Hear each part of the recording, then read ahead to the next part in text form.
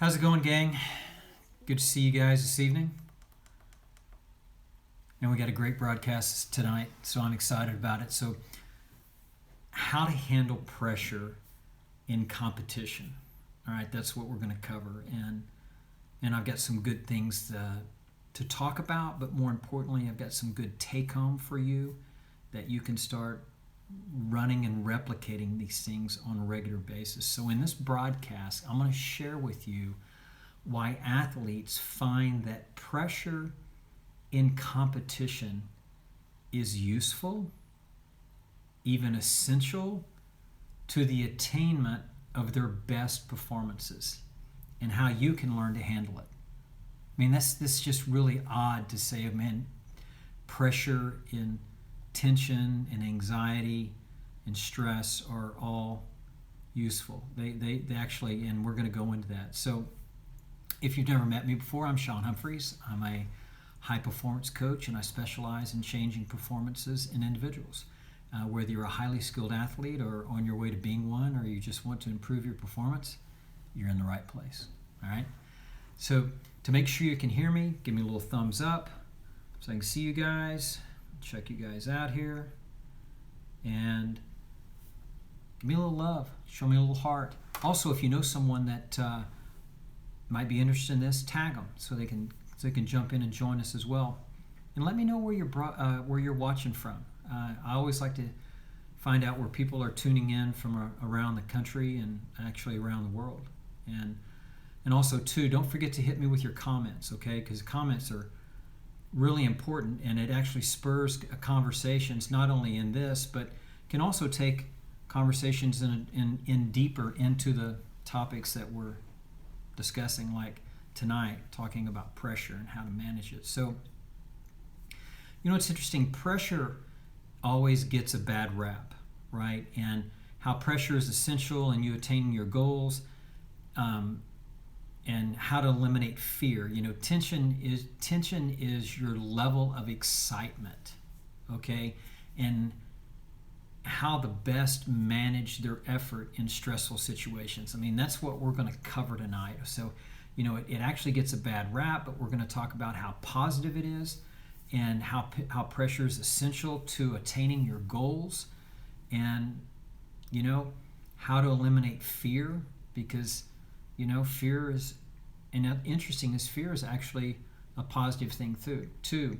And tension is your level of excitement, and how do we best manage that in stressful situations? So, how, I get this asked to me all the time. It's like, how can I avoid the pressure I feel in competing? And this question I get asked to me all the time from my clients. In fact, myself as a competitor, it was the same exact question, that I asked early in my career. And it was really kind of my demise, is that I really couldn't handle the actual pressure, because and we've talked about this in other episodes of the self-image piece, right? And being able to manage that piece. That was really mine, but pressure, it got to me. And so, but here's the thing is, we are conditioned by the commonly held idea that pressure is a bad thing, and it's bad and we need to avoid it. And that couldn't be any further from the truth, because, that's presented a problem for me, because every time I competed in competition, I felt pressure. And you probably do the same thing, whether you're a golfer, or you play in football, you play in baseball, basketball, volleyball, lacrosse, swimming, diving, whatever sport it is, you're going to be faced with, and you're probably going to feel pressure in your competition, okay? All right, now here's something very important to understand, is that I felt pressure in competition, but I didn't feel pressure in training. And here's a challenge that, especially in my space, that I do a lot of training, and I do a lot of training in different sports, but in golf, particularly high stress situations were not trained. And that's one of the reasons I stepped out of my sport and when I started developing my academy, because I couldn't find it in my sport to training for stressful situations and training for high stakes competition. So that's when I went to the NFL and I started bringing these concepts back in to my training academy. And I became good friends with Parcells when he was with the Cowboys, and he really kind of understood what I was trying to do because I couldn't find it. So we kind of broke that mold in training athletes for competition. So it's important to understand is that once we go through, when we start going through this stuff, it's like, yeah, I need to apply this, but I need to apply this also in my training. So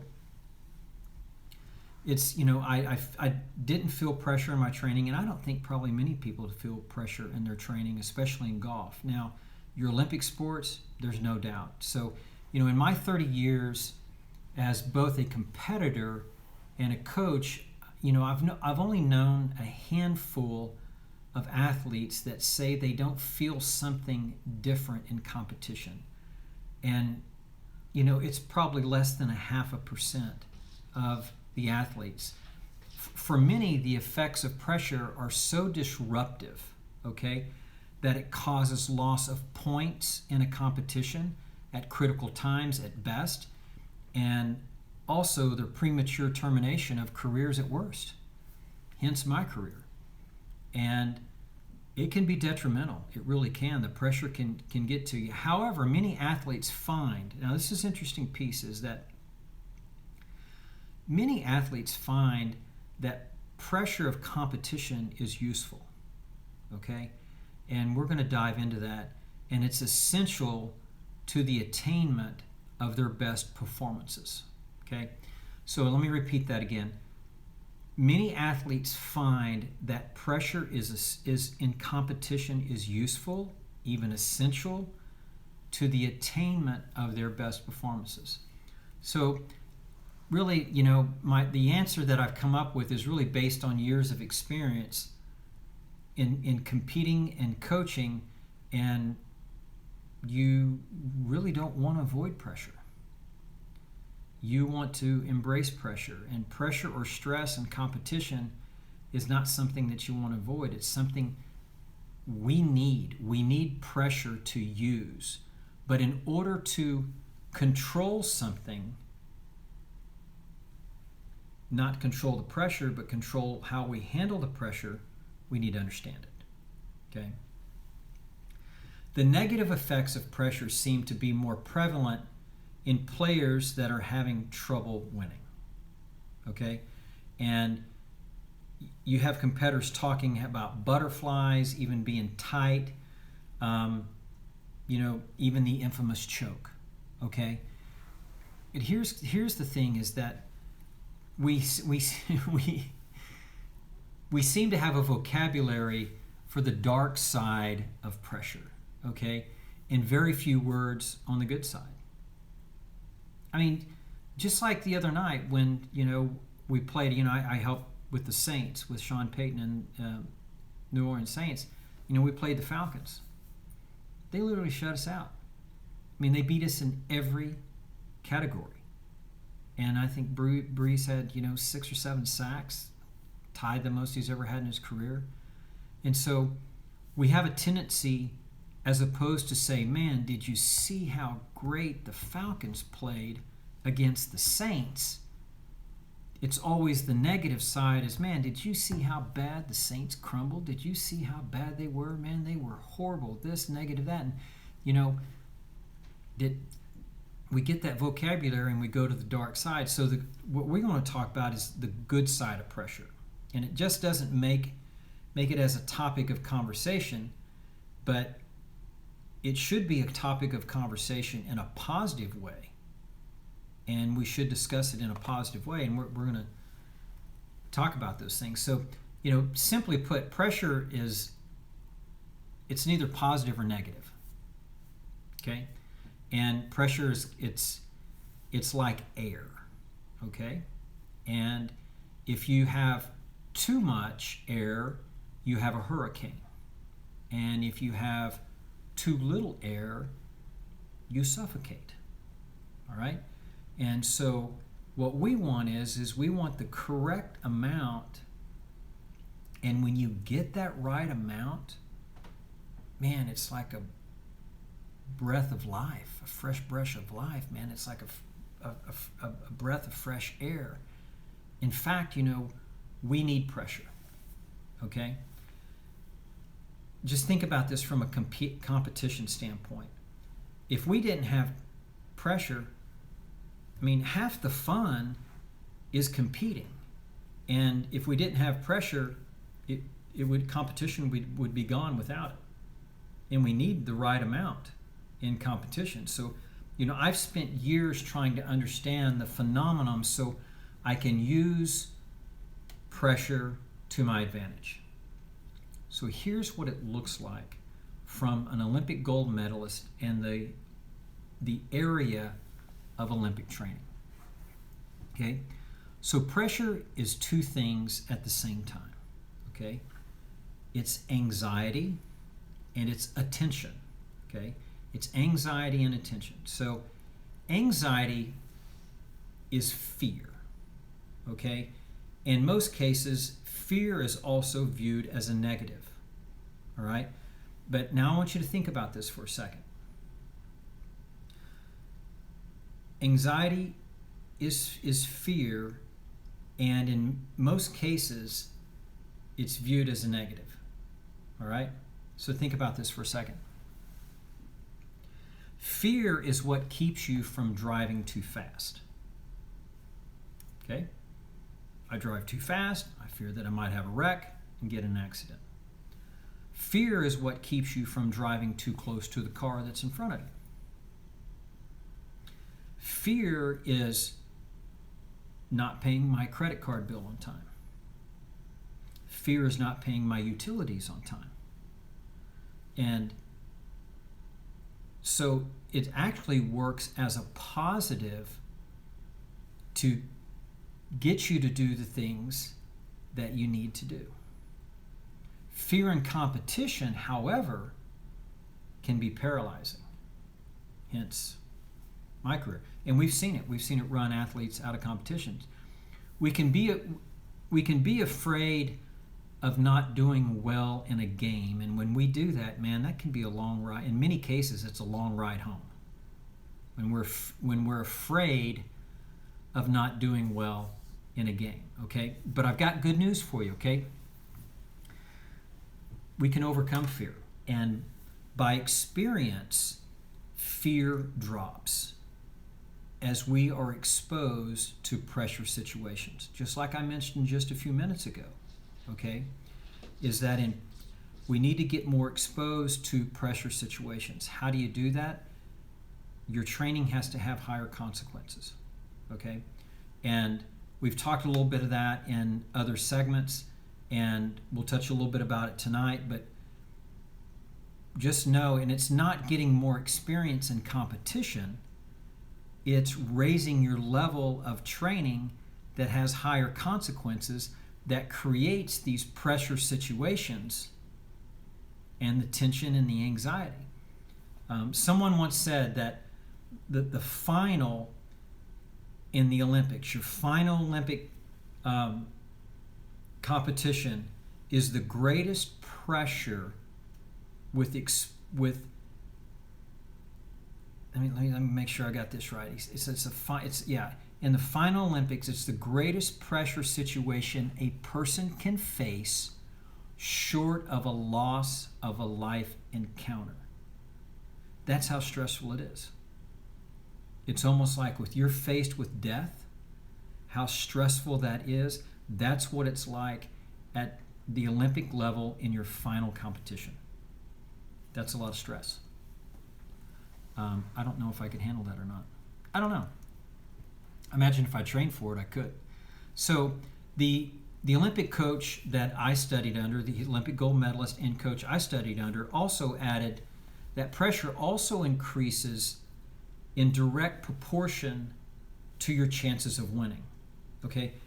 it also increases direct proportion to your chances of winning. He's been there, done it, and he agrees, he won the Olympic gold medal, but he was a favorite to win the gold medal. Now think about that pressure, is that he was favorite to win the gold medal. And his quote was, "Yes, I felt pressure, but I did not feel fear. And I did feel tension." Okay? Pretty interesting stuff coming from the very high levels. And so the second one is, we're going to talk about is attention. Okay? So attention is the other side of pressure. Okay? Attention is your level of excitement. All right? Everything we do has a corresponding level of excitement. Everything we do. Sometimes if you're too relaxed, you may be too loose and not focused. That can happen in low impact sports or slow paced sports like golf, like bowling, archery, shooting, badminton. Haven't played much badminton, but may not be so. But if you are too nervous, you might rush the process and overtry. Okay, so attention is the other side, and that's your attention and your level of excitement. So everything we do has a corresponding level to our excitement. So if we are too relaxed, we may lose focus. But if we're too nervous, we might rush the process and overtry. And I see that a lot. I see that even before competition.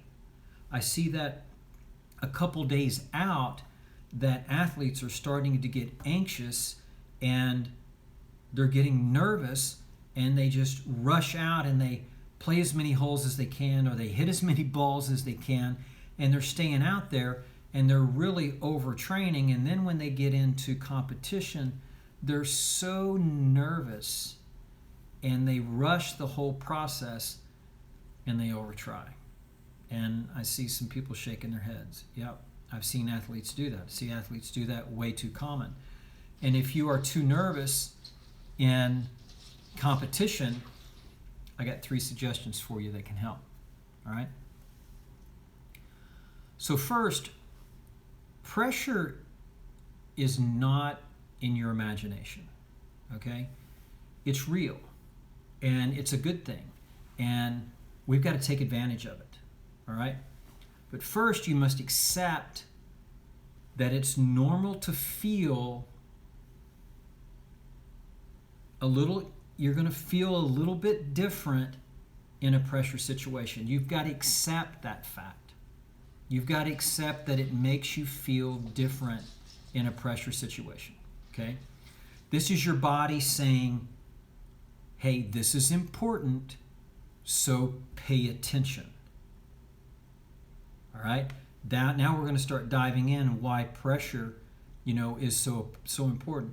You have to accept the advantages of stress. Stress has an advantage, and accept that your scores will get better for having felt pressure. You have to accept it. You got to accept the advantages of stress and accept that your scores will get better. It's like, okay, I'm feeling different today. This is good. This is the advantage of this stress, because I feel better when I'm having this pressure, my scores will get better. And when you can create this kind of stuff in training, and that's what they do so well at the Olympic level, and we brought down that actual training model into our system, into EPS, and ran it in the academy for 17 years. And it's one of the reasons that our athletes won so much, and they're doing it today in the college space and also in the professional level as well. So, and don't be surprised if you occasionally don't notice how pressure affects you, even in big competition. Pressure doesn't always make itself known to the conscious mind. Here's the reason why. The more you train in stressful situations and you raise the anxiety and the tension level of your training, when you get into these types of situations, conscious mind may not even recognize it. That's some cool stuff. I mean, you got to think about that the conscious mind is really not recognizing that, but it recognizes it a little bit. So, you have to focus on what you want to see happen when you're in competition, okay? You're focusing on what you want to see happen with the action, what the process is, not on what is stressing you. When we get focused on what is stressing us, that's when we have a lot of problems, okay? So we've got to focus on what we want to see happen. And we have to embrace the advantages of stress and expect that our scores are going to get better because of this by focusing on what we want to see have happen, not what is stressing us. Most of the time when competitors experience point reducing or higher scores from tension levels, it's because they're thinking about what's causing the level to rise, okay? Such as, man, I got to make this shot. What am I doing wrong? If I finish this last hole with a birdie, I'll win the tournament. We need to make this touchdown to win the game. All of a sudden, your focus shifts to outcome. And I can tell you this, the second that your focus shifts to outcome, your performance will start to drop. And your focus now becomes on outcome, not the process of performing. So, like in golf, the second that I start focusing on the outcome of the shot, performance drops. The second I start thinking of the outcome of the hole, performance drops. The second I start thinking the outcome of the 9, performance is going to drop. And the outcome of the 18, performance drops. The outcome of the event, I mean, anything that has to do with outcome. I mean, thinking about what you're doing wrong or counting your score just increases the negative effects of stress. So all of that starts driving stress up, and you've got to keep your mind on the steps of doing well, and the outcome will take care of itself. Now, here's the thing. I mean, I know that sounds, a lot easier said than done, but we train like that. This isn't just something that you turn on in competition.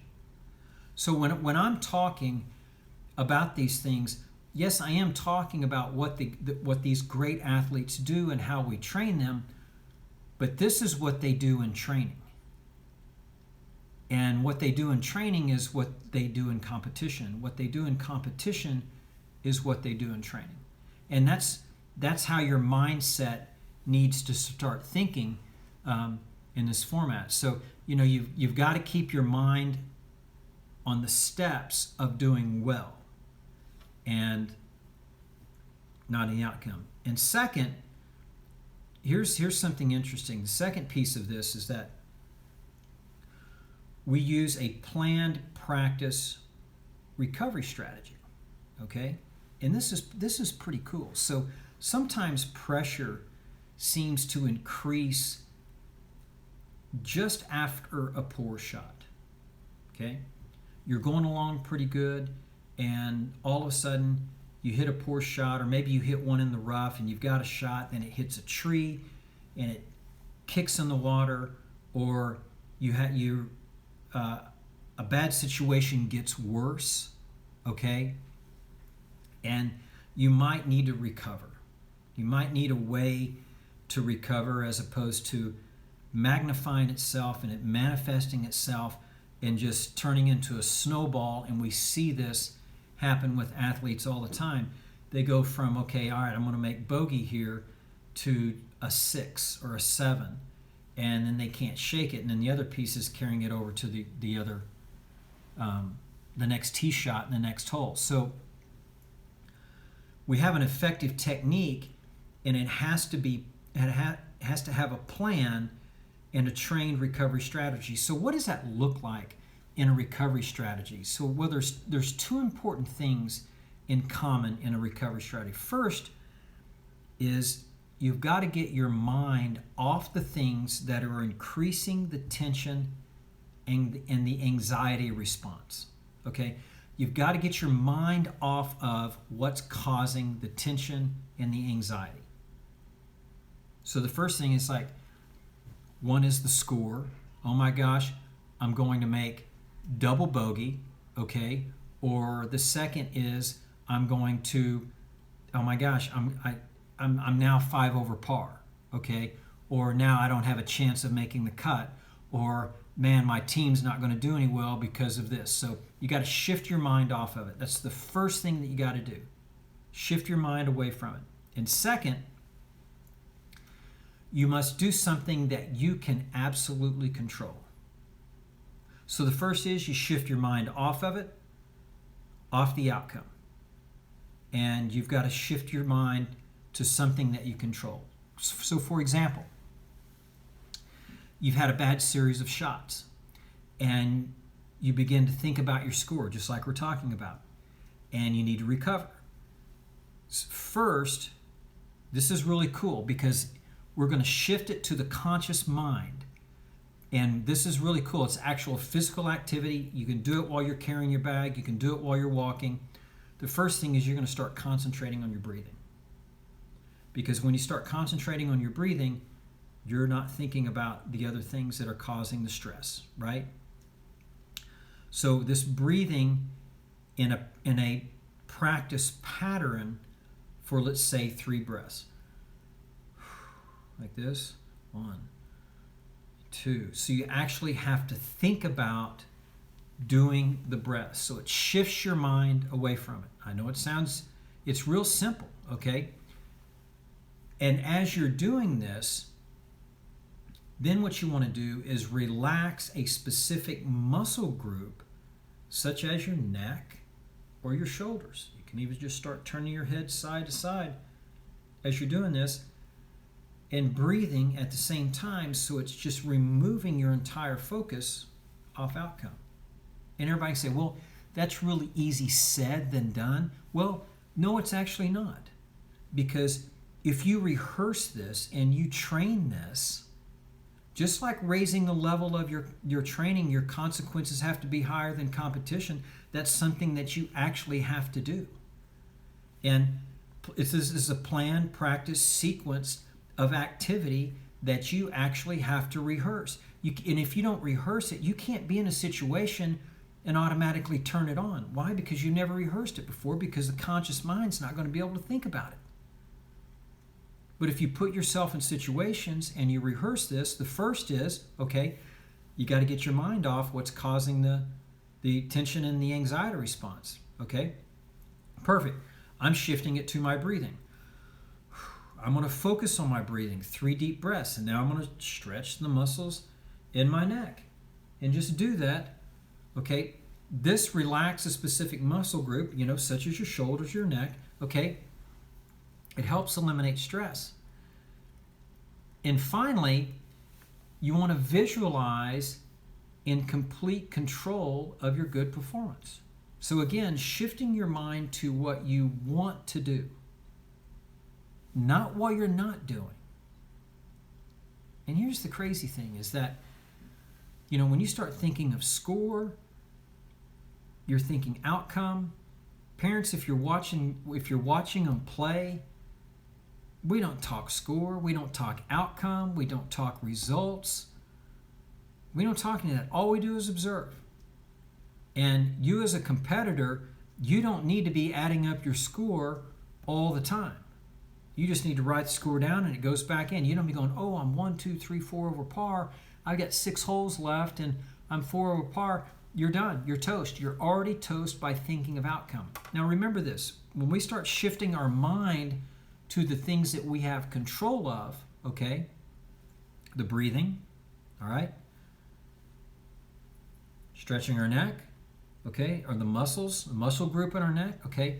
Now finally, we're going to visualize being in complete control of a good performance. What does a good performance look like? That's something that you have to go to. Now remember, the reason we do this because you can only think about one thing at a time. And when you start thinking about a good performance, okay, this is what I need to do. So while I'm thinking about this, I can't be negative. Okay? So for example, is that, I've got to think about what my next steps are.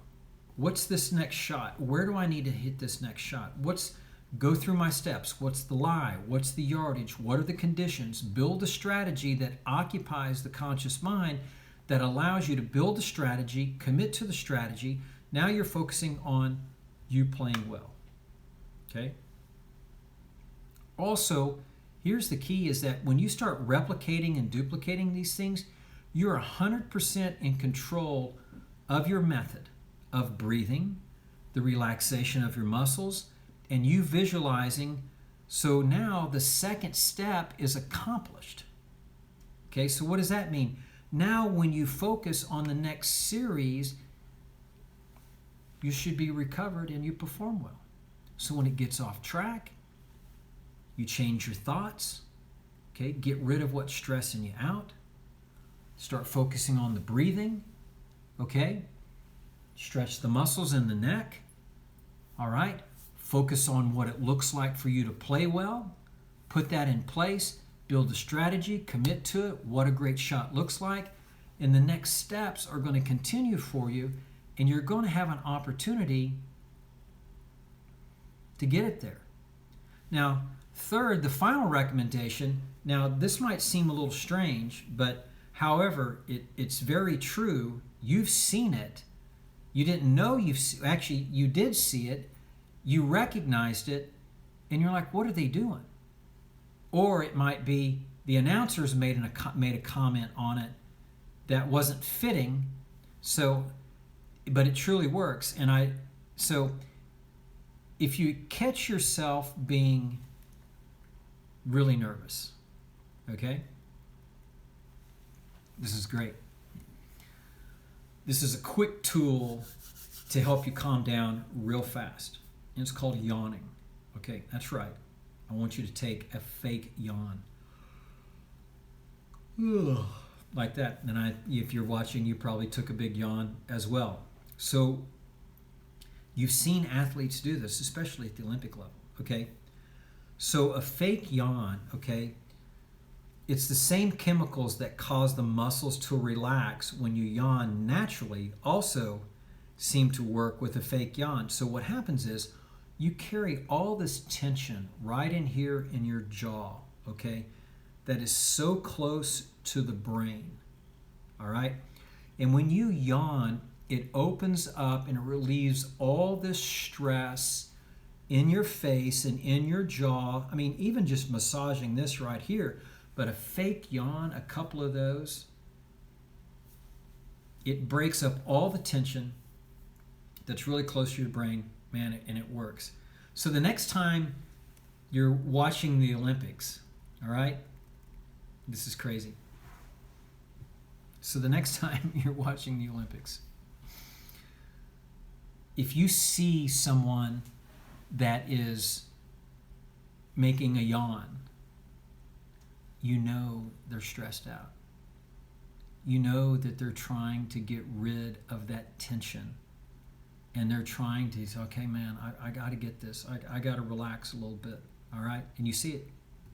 See it all the time. Every once in a while you see professional golfers do it. And I don't know if it's because they had a late night out. I doubt it. That's kind of changed a lot. So if you will follow some of these simple steps that I've given you from the stress, in recognizing what the stress does to you and going about these steps, especially these last few that we've talked about, okay? Recognizing, hey, I've got to shift my focus, okay? Recognizing that, hey, pressure is essential. It's a part of me, and when I have a little bit of stress and I have a little bit of pressure, I'm going to shoot good scores because of it. And we'll talk about training here in just a second, but we need to recognize those things, and you need to rehearse them on a regular basis. And if you do that, when you're in that type of situation, you're going to be prepared for it. Okay. So we've talked about this many a times in our broadcast. But when you want to raise the stress situation in your training needs to have higher consequences. Okay. It needs to be built up, and you need to graduate to that higher level. That it needs to have, a competition piece to it. It needs to be defined. It needs to be measured. It needs to be timed, so that it's the last thing that you do in your training that says, okay, man, everything's on the line now. So you've got to set goals, and you set the goals of X or better. And when you complete these goals, if you didn't complete it, which is perfectly fine with me, that you didn't accomplish the goal, that's going to put more pressure on you to get better at what you're doing. But if you don't have that kind of stress and that anxiety and tension and in your training, and because there's a little bit of fear, there needs to be a little bit of fear in the training as well. The fear is that, man, if I don't get this down and I'm prepared for competition, it's going to be a long road for me. All right? And those are nuggets of the Olympic training model that we use in the steps of training for field, training for the shot, training for the golf course, and training for competition, that help elevate and manage these type of stressful situations, so that athletes can manage and embrace pressure and the stress and the anxiety and a little bit of the fear. And it's a game changer. You can see it with the results that we're getting with all these young athletes. And I encourage you to replicate these things, write them down. You know what's interesting? When you talk about writing things down, in our onboarding program that I work with our athletes, all of our athletes are all required, when we do phone consultation in the consulting, they take notes and they upload their notes to their training space every time. And I'll encourage you, when you watch this broadcast, to take notes from it and keep a notebook from them, because Stanford did the study, and when you write things down, it increases memory up to more, and an additional 30% more, that you're going to remember something. Why? It's your DNA, because in your mind you actually have to think about and you actually talk about what you're writing about. And it's a game changer. That's why we use performance journals, which is what we call performance analysis. And we also use a training analysis. So all of our athletes, when they're in training, they have a training analysis that they carry with them at the end of every training segment, at the end of every training segment in a module. So in a training module, there's 4 segments. There's 4 Olympic training segments in every module that we use. And after every segment, they record in every segment, this is what I did, this is how I had it set up, this is what I learned, these are my solutions, and this is what I did well. And they list that out in every single training segment. So if there's 4 training segments and they're running through 4 modules, that's a lot of segments. They can't remember everything. So you've got to write everything down, and you've got everything. Now you can transfer all that into your performance analysis at the end of the day, man. And let's say I'm going back the next day to train on some of these same modules. What was I doing yesterday? Oh, yeah, I was doing this and this and this, and this is how I caught fire. Man, I'm going to start with that. I'm going to start with that right there, and I'm going to start catching fire from the very beginning. You got to write things down. I encourage it 100%. Folks, we're just about out of time tonight. I want to thank you for joining us on this live broadcast on Facebook and YouTube Live. And let me know where you're joining us from. Hit me with the comments. And I can't wait to get to the rebroadcast and fill those comments. Also, too, know that, hey, if you know somebody that could benefit from this type of training, please pass it along to them. Also, if you have an interest in becoming a part of our private client group, I would be delighted to have a private call with you and do some discovery and have some conversations around what your needs are.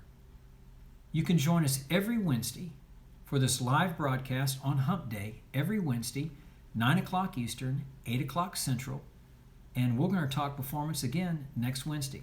Thanks for joining us. I'll catch you on the rebroadcast. More importantly, I'll see you next Wednesday. Have a great evening.